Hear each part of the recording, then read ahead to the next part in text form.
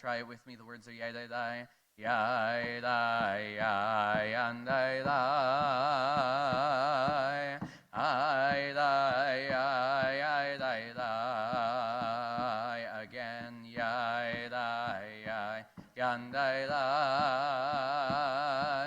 ai dai yai dai dai, ai dai dai yai.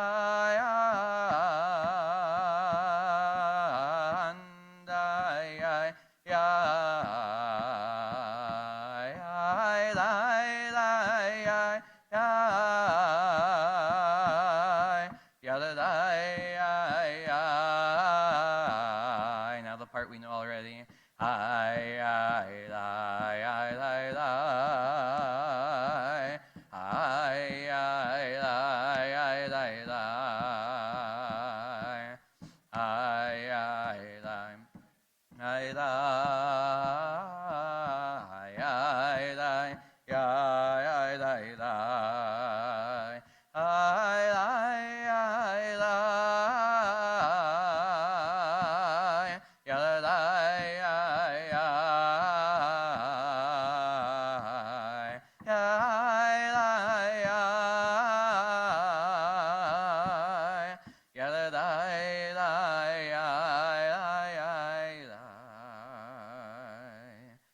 Shabbat Shalom.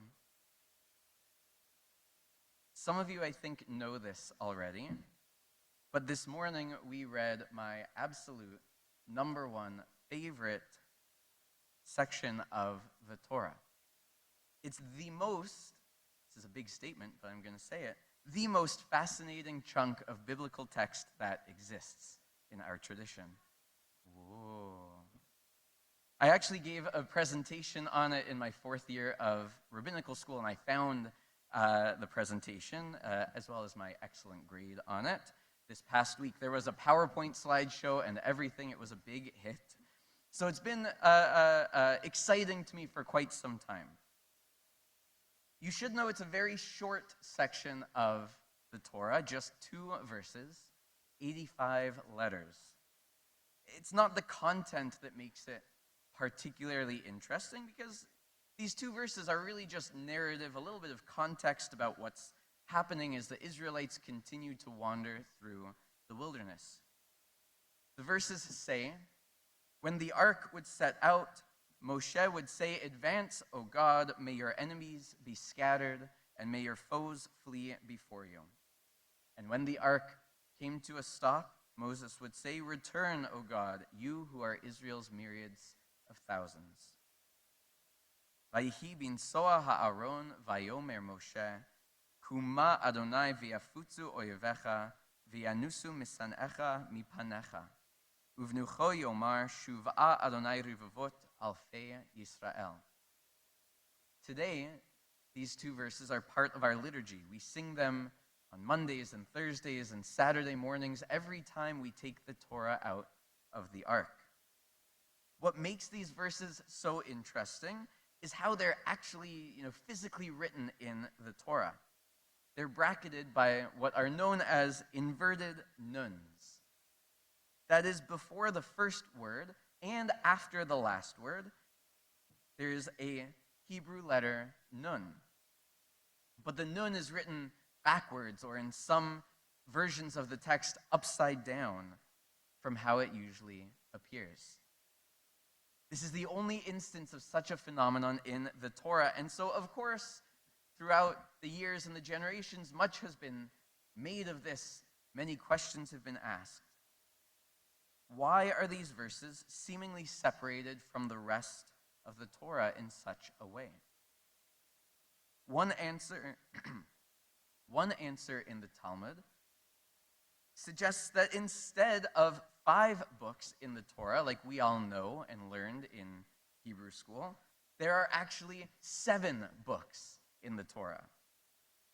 that what we know as the book of Numbers is actually 3 books. And so the books of the Torah in that case would be Genesis, Exodus, Leviticus. The beginning of Numbers up until this point, these 2 verses, the rest of the book of Numbers, and Deuteronomy. 7 books. This is wild, right? I'm not getting the excitement I was expecting, but this should be mind-blowing, or at least confusing to us. I would settle for at least confusing to us. Whether or not we buy what the Talmud is selling, whether or not we're fully convinced, don't worry, I have 2 more pages that I'm going to convince you. This suggestion itself is remarkable and should make us pause. Because our tradition is offering the possibility that there's more Torah than just what's in the scroll or labeled in the bounds of the Chumash, that there's more revelation than meets the eye. I also think that this scribal oddity contains an important message for us, for how we live our lives. A reminder about what it means to develop honest relationships and build trusting community. There's a midrash, a rabbinic commentary from the 5th or 6th century that writes, Sefer haya bifnei atzmo ve'nignaz. These 2 verses were its own book, a Sefer bifnei atzmo, but it was nignaz. It was lost, hidden, even maybe suppressed. Now, of course, we just read these 2 verses today. They're right there. They're in the Torah. They're in our Chumash. So what exactly was suppressed? Some Bible scholars, like Jacob Milgram, believe these 2 verses represent the lost prophecy of Eldad and Medad. As a reminder, near the end of our Torah reading today, 2 of Moshe's appointed leaders, Eldad and Medad, experience some sort of prophecy, some kind of communication with or from God. Now, Moshe welcomed the prophecy, but others, like Joshua, tried to suppress it. He says, Moshe, what is going on? Restrain them. Restrain them. Maybe Joshua thought he was protecting Moses, who was the real, true appointed leader. Or maybe Joshua thought the prophecy of Eldad and Medad was fake news. It wasn't really God's word. But it wasn't really Joshua's call to make, was it? Because by not sharing their message, by not lifting up their words, by hiding, suppressing, or leaving out their voices, he lessens or decreases the Israelites' divine revelation. The fact that these verses have been attributed to Eldad and Medad raises the possibility for us that even in the Torah there were voices and traditions that for one reason or another were left out, ignored, or rejected. They were nignaz. As I said, this is by far my favorite niche Torah fact. It's okay if it's not yours too. But it feels like an interesting thought exercise to ask ourselves which pages were included in the Torah and in God's revelation, and which got left on the cutting room floor. And importantly, who makes the decision about what is in and what is out? I think this is relevant not only for our Torah study and Torah understanding lens, but also as we live our lives and try to wade through a world in which we're constantly being given new information. Every day we're bombarded by headlines. A lot of the time I read a headline, and honestly I decide in that moment what I believe, and I move on, sometimes without even reading the article. I don't think this is true only for headlines in the news, but more importantly, we get headlines from other people. Every answer to, "How are you?" or "How was your day?" is a headline. I'm good. I'm busy. I'm tired. Oh, I can't complain. And often we accept the headline without ever reading the article. without asking the follow-up question, without wondering what story might be sitting underneath. Certainly, it's not that we're bad people or that we don't care for the people around us, but we're busy, we're overwhelmed, we're carrying the weight of our own lives, and we're focused on our own lives. And sometimes, without meaning to perhaps, we assume that someone's headline is their whole story. Each one of us decides which stories we make room for in our own lives and in our community. And it's important that we take this task seriously because our goal is to build trusting relationships and trusting communities. And that happens when we make sure that people feel heard and valued. Sometimes this important work happens on the individual level, over coffee or in line for lunch at synagogue. And sometimes it happens on a much larger scale. Entire groups of people can have their stories reduced to a headline.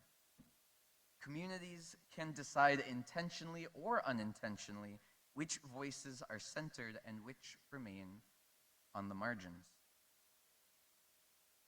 This is especially relevant this week as we welcomed the month of June and marked the beginning of Pride Month.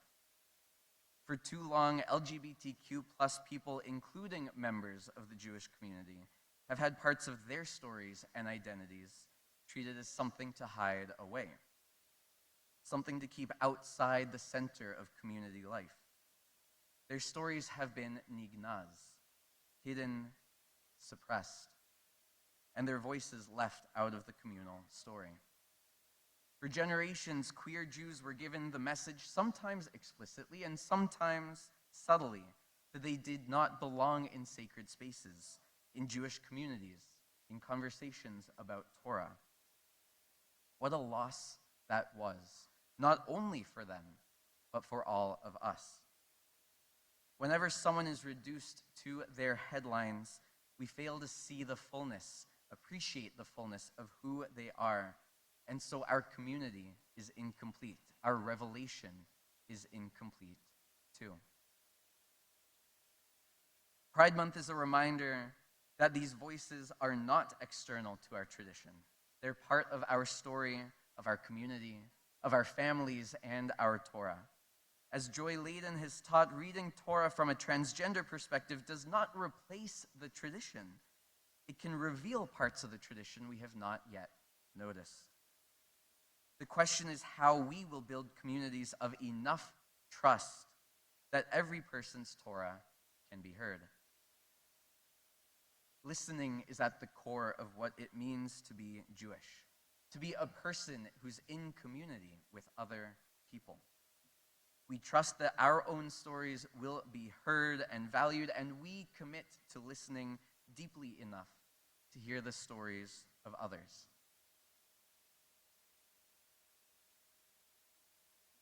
The lesson of our Torah reading today is not that every voice from anywhere can become prophecy. Eldad and Medad were already part of the camp. The tragedy was that some people could not recognize the holiness that was already there. So I pray that we can be open to the Torah and all of its teachings, no matter how many books there are. May we merit to truly hear the Torah of our neighbors, of our friends, of our teachers and students, and to look beyond the headlines, to read the article of their lives. And may we have the courage to seek out the stories and voices that are still waiting to be heard. Shabbat Shalom.